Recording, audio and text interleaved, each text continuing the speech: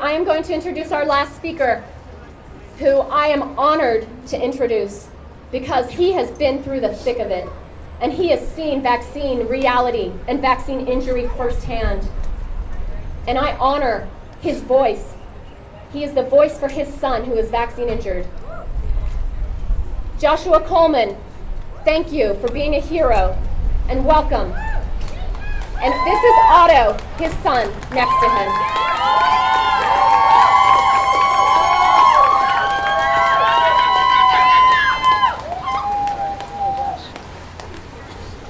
Hi,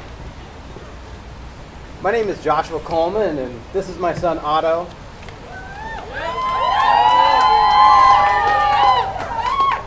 As you can see,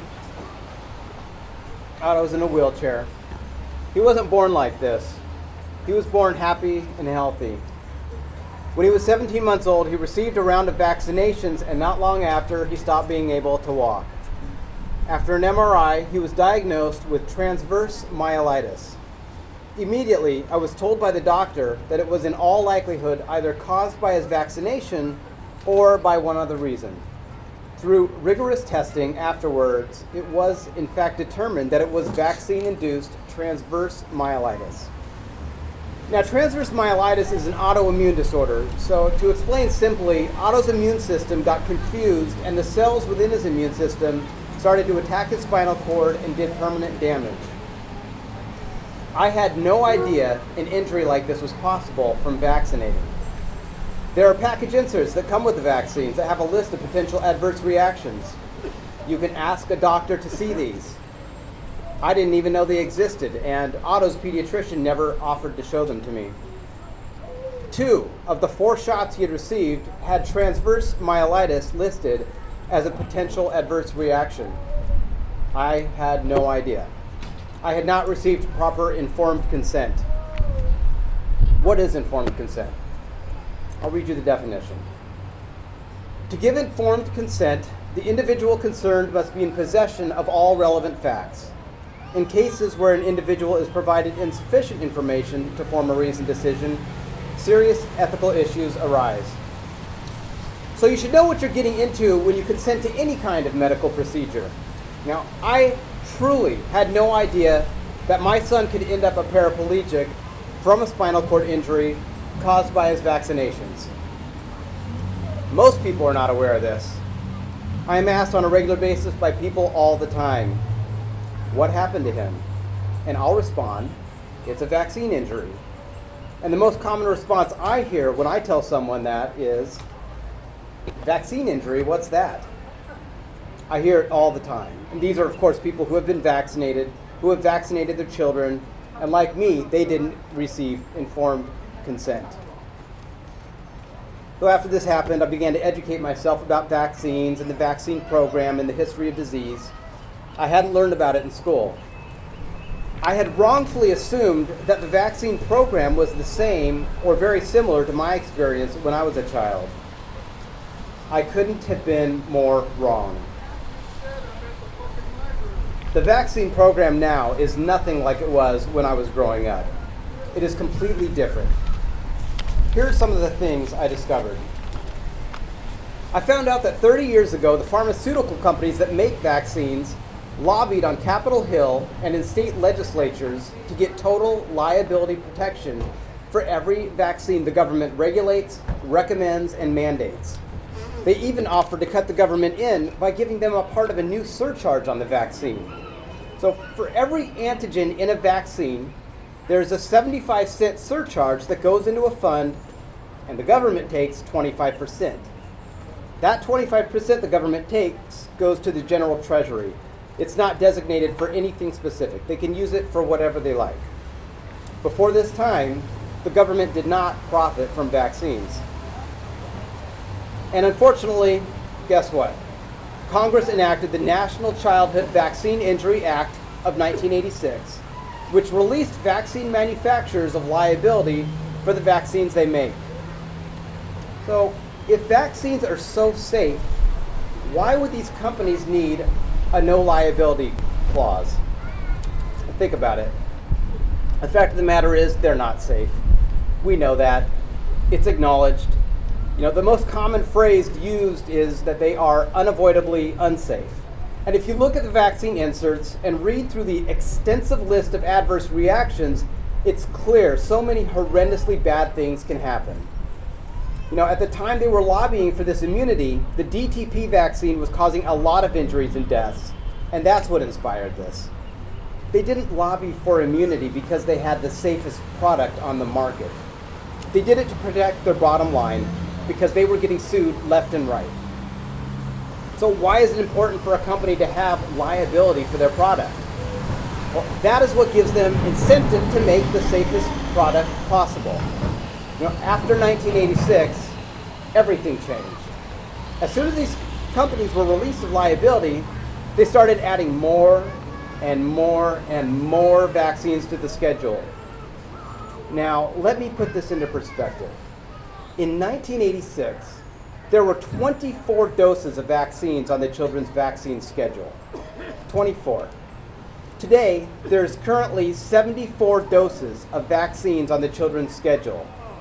Literally, the vaccine schedule has tripled since I was a child. Very different.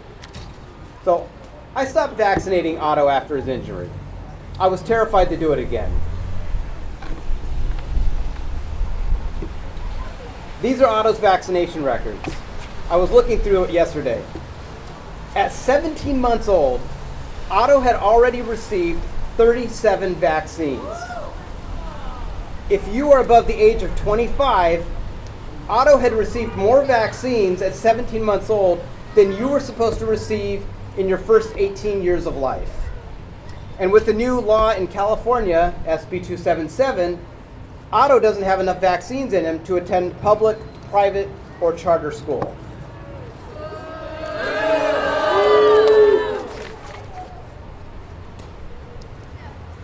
He currently has at least 13 more vaccines in him than my generation did. In the media, they call someone like Otto, who is behind on their current vaccination schedule, unvaccinated. He's had 37 vaccines. He is not unvaccinated.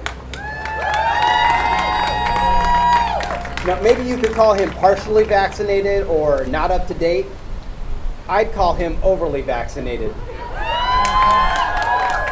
But calling him unvaccinated and anyone else who is behind the schedule, whether they're missing one or several, is part of the deception and the scare tactics that are basically a huge marketing strategy to increase sales. Now, something else I learned as I researched the vaccine program is how they do their safety tests.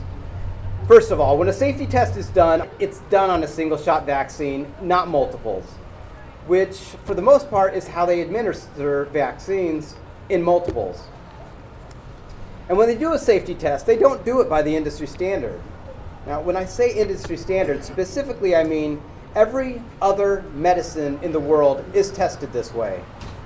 That standard is a double-blind, placebo-based study, which if you don't know what that is, basically it's a test where they take it, for instance, a group of 400 people, they give half of these people the medicine and half of the people get saline.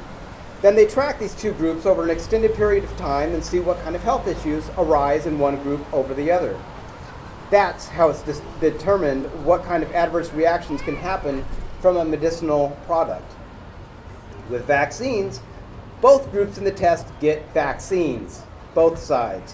One side will get one vaccine, one side will get another. But both vaccines contained many of the same ingredients, including the antigens and adjuvants that are implicated with causing health issues. So these tests are really not designed in a way to show accurately the adverse effects a vaccine can have or how common it can be. When you read about how safe vaccines are, it's based on these bogus studies. Studies that if it was done that way on any other medicinal product, it would not be approved for public use.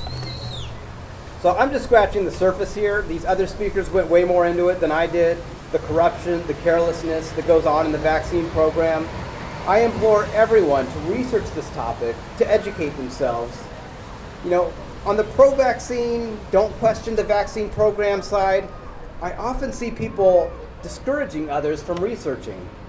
You're not a doctor. You're not a scientist. You do not need to be a doctor or a scientist to educate yourself on the vaccine program. I am not an electronics engineer, but before I buy a stereo television camera, I do research. I look it up and learn as much as possible so I can make an educated decision. And certainly you should do this before deciding what is or is not injected into your baby or into yourself. So anyone can do this, and I encourage everyone to educate themselves about the vaccine program. And I just want to end with saying, I know there are a lot of you that are keeping your stance on this topic to yourself. The media has been conditioning people to hate anyone who speaks negatively or questions the vaccine program. If you believe that you should have the right to choose what is or is not injected into your child or into yourself, you have to make that known.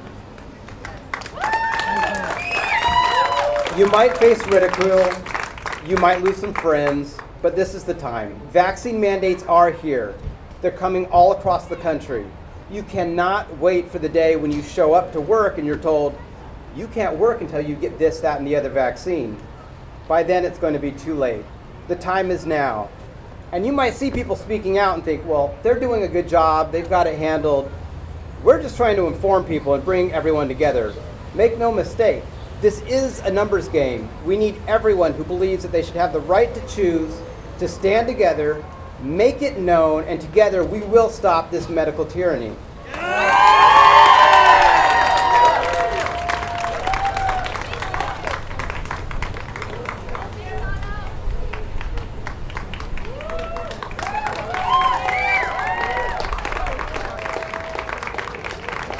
Thank you so much, Josh and Otto, for being here.